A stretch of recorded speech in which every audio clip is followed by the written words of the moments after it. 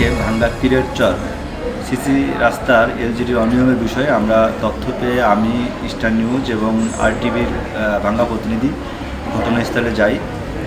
গিয়ে দেখি যে এখানে পাথরের পরিবর্তে কুয়া দিয়ে ঢালাই হচ্ছে এবং কাজে ফাটল ধরেছে এবং ব্যাপক অনিয়ম রয়েছে, যেটি আমরা সরাসরি এখানে পাই।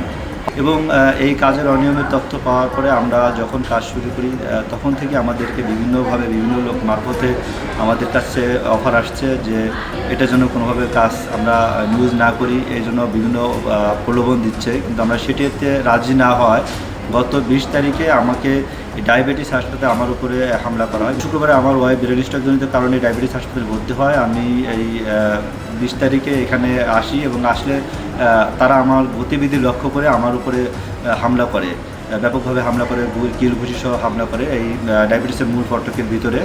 এরপর আমি ওইখান থেকে দৌড়িয়ে যখন হাসপাতালের ভিতরে প্রবেশ করি, পালানোর চেষ্টা করি, তখন তারা আমার পিছু নিয়ে হাসপাতালের 10তলা যে লিফট সিঁড়ির সামনে এসে তখন আমার উপরে আবার তারা হামলা করে।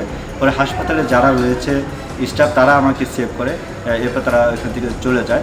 এ বিষয় নিয়ে আমি পরদিন 21 তারিখে ফরিদপুর থানায় একটি মামলা করেছি। এই যে ঠিকাদার সাইদুর, যার নির্দেশে এই কাজগুলো হয়েছে, একজনকে আমি চিনতাম, সাব্বির নামে তাকে চিনি, সেই 26 সহ বেশ কয়েকজন এই কাজের সাথে সম্পৃক্ত যারা আমার উপর হামলা করেছে, তাদের বিরুদ্ধে মামলা করেছি।